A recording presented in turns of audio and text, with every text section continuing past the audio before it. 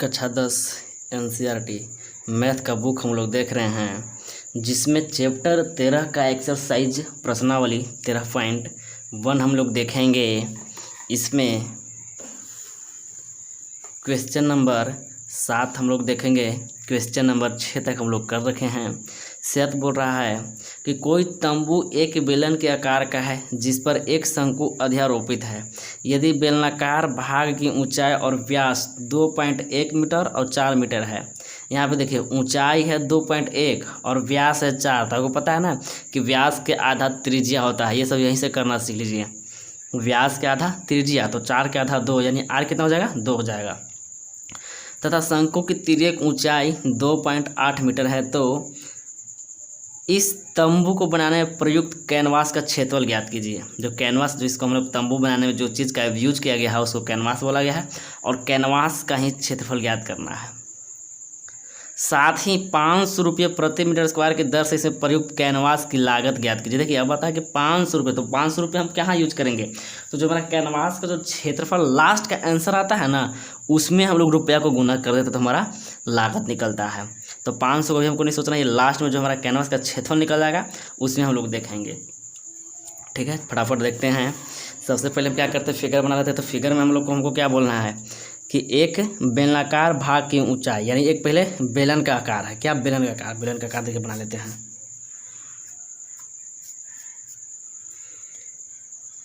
इस तरह से ना,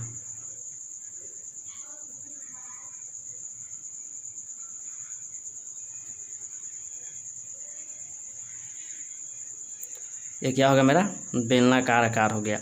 और इसी पे जो है ना शंकु के आकार का है। ये देखिए इसका त्रिज्या, जो बेलन का त्रिज्या है ना वही शंकु की त्रिज्या भी हो जाएगा। ध्यान रखिएगा ना, जो बेलन का त्रिज्या होगा शंकु का भी त्रिज्या हो जाएगा।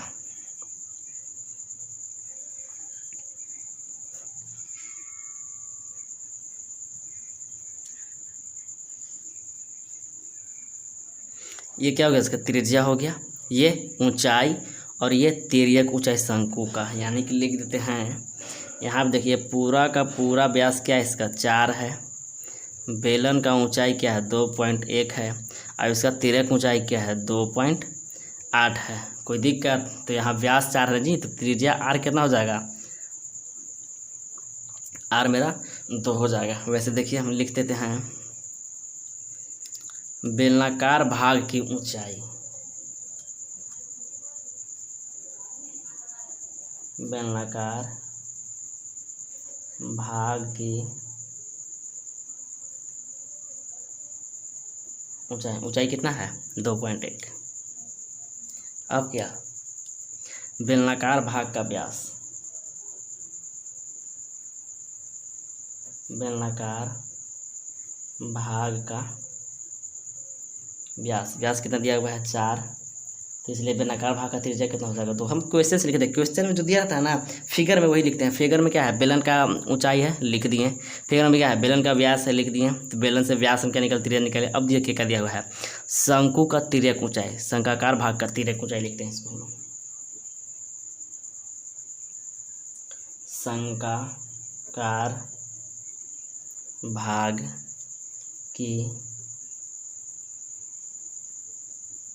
तिर्यक ऊंचाई, ऊंचाई इसको क्या से हम लोग डिनोट करते हैं, एल से। ये कितना दिया है तिर्यक ऊंचाई 2.8। हमको क्या निकालना है, कैनवास का क्षेत्रफल। अच्छा ध्यान रखिए कि कैनवास जो हमको ये जो बना है पूरा कैनवास ना, इसका क्षेत्रफल निकाल। तो इसको क्षेत्रफल निकाल क्या करेंगे हम, बेलन का क्या करेंगे कि हम क्षेत्रफल निकाल देंगे। बेलन का ये बेलनाकार जो भाग है हमारा, इसका क्षेत्रफल निकाल देंगे। और फिर शंकु है बना हुआ जो शंकाकार भाग है, इसका क्षेत्रफल निकाल के दोनों को हम जोड़ देंगे तो हमारा क्या निकल जाएगा, कैनवास का क्षेत्रफल निकल जाएगा। लिखते हैं यहाँ पे कैनवास का क्षेत्रफल बराबर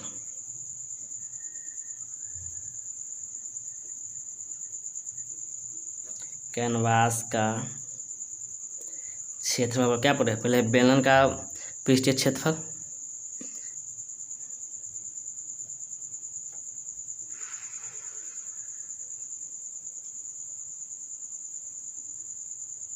बेलनाकार भाग का पृष्ठीय क्षेत्रफल प्लस क्या शंक्वाकार भाग का पृष्ठीय क्षेत्रफल,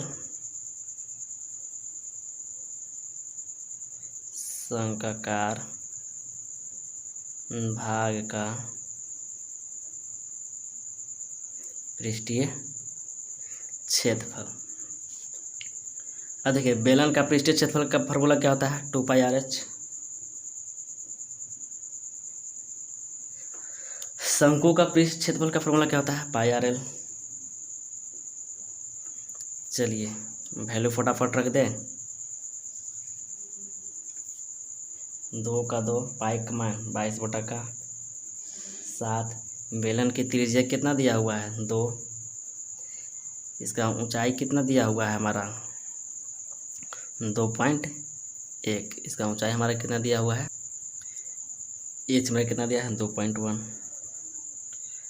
प्लस पाई का मान 22/7। आर का मान इसका, तो आर का मान हमारा क्या है, वही ना होगा, दिया हुआ है कितना, तिर्यक ऊंचाई एल 2.8 और इसका एल हमारा 2.8 है, सॉरी एल हमारा इसका 2.8 है। और आर इसका त्रिज्या होगा, तो बेलन का त्रिज्या और शंकु का त्रिज्या दोनों एक ही होगा। कैसे देख लीजिए, यहाँ पे दोनों का त्रिज्या एक ही ना होगा, ये वाला, तो ये कितना दिया हुआ है, 2। क्या करेंगे, 2। चलिए देखिए थोड़ा सा काट कूट करते हैं। 7 से काट करेंगे तो 0.3 और 7 से तो 0.4। ठीक है। अब देखिए 22 दूना का 44 और 44 दूना 88 और 88 में 0.3 से हम गुना करेंगे तो हमारा होता है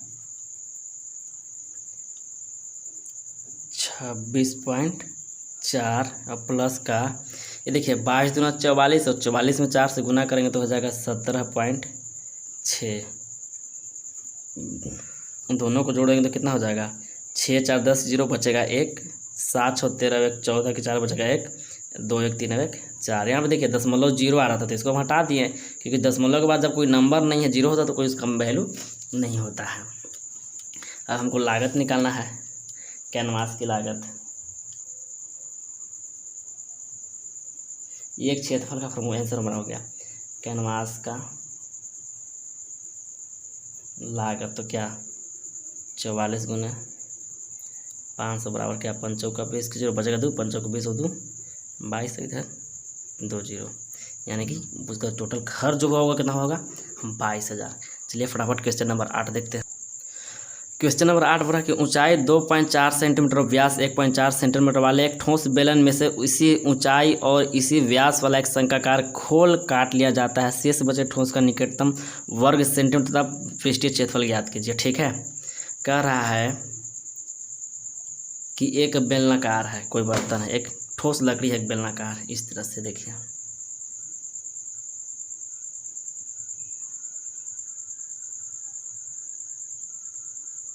इस तरह से, ठीक है।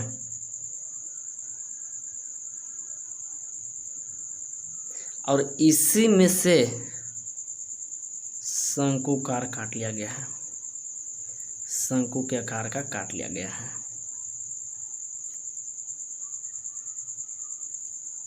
ठीक है, देखिए काट लिया ना, ये बेलन है, बेलने में से शंकु काट लिया गया है। तो यहाँ पे एक चीज ध्यान दीजिए, जो बेलन का ऊंचाई होगा वही तो शंकु का ऊंचाई होगा ना, जो बेलन का ऊंचाई वही शंकु का तिर्यक ऊंचाई हो जाएगा। 2.4 पूरा व्यास दिया हुआ है, पूरा व्यास है 1.4 व्यास, तो त्रिज्या कितना हो जाएगा 0.7। चलिए लिखते हैं यहाँ पे कि शंक्वाकार भाग का ऊंचाई, यानी कि देखिए यहाँ पे देखिए मेरा जो बेलनकार भाग की ऊंचाई कितना है 2.4 है, h बराबर 2.4, d दिया हुआ 1.4 तो r कितना हो जाएगा 0.7 हो जाएगा। तो देखिए तो यहाँ से l निकल जाएगा, l बराबर क्या था √h² प्लस r², √h कितना 2.4 का स्क्वायर प्लस 0.7 का स्क्वायर।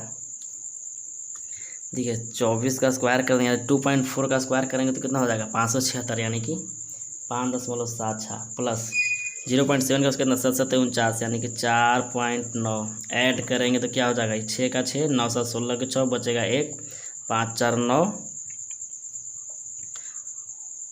5 4 9 और 1 10। 1 सेकंड, यहाँ पे होगा 0.49 हो जाएगा ना, 2 अंक के बाद दशमलव जाएगा ना, तो इसको ऐड करेंगे तो हो जाएगा 6.25। रूट अंडर इसको बाहर निकालेंगे तो हो जाएगा 2.5। देखिए HRL हमको सब निकल गया। तो हमको निकालने के लिए क्या हो रहा था कि शेष बचे ठोस। अच्छा देखिए पूरा ये ठोस था, पूरा ये ठोस है, ठोस में से इस शंकु निकाल लिया गया, तो यही हमको निकालना है। तो देखिए पूरा बेलन में से शंकु हम जो निकला उतना घटा देंगे तो मेरा आंसर आ जाएगा।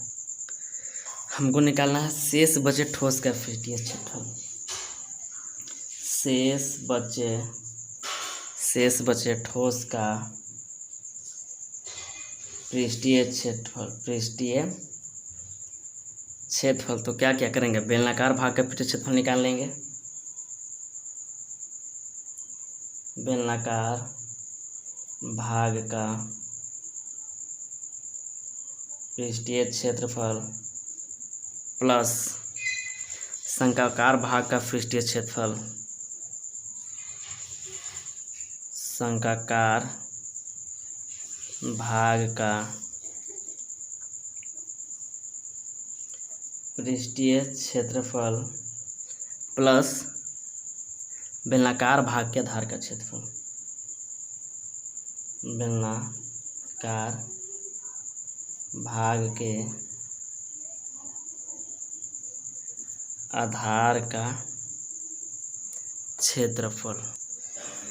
बेलन का पृष्ठीय क्षेत्रफल होता है 2πRH प्लस शंक्वाकार भाग का यानी शंकु का पृष्ठीय क्षेत्रफल होता है πRL प्लस बेलन के आधार का त्रिज्या होता है, बेलन के आधार का क्षेत्र होता है πr स्क्वायर। देखिए इसके 22/7 R 0.7 गुने H 2.4 plus pi 22/R 0.7 L 2.5 plus 22/7 गुने क्या R 0.7 का स्क्वायर।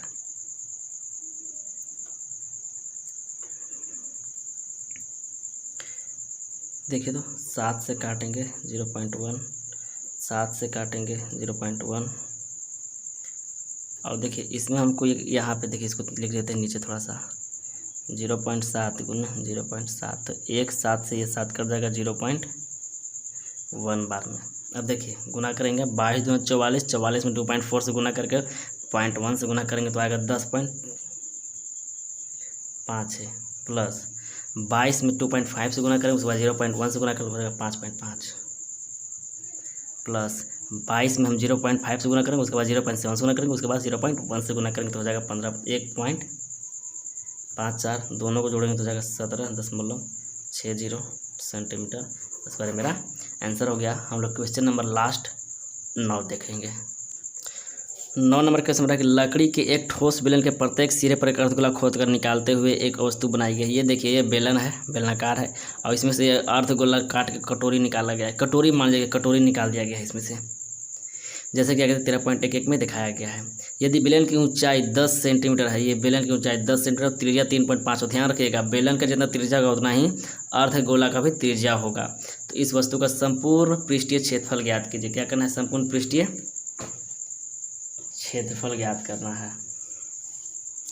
संपूर्ण मतलब पूरा, तो बेलन का संपूर्ण पृष्ठीय क्षेत्रफल निकाल देंगे और दोनों अर्धगोला का पृष्ठीय क्षेत्रफल निकाल देंगे और दोनों क्या कर देंगे, जोड़ देंगे। जोड़ देंगे तो हमको पूरा पता चल जाएगा ना। देखिए इस तरह से है।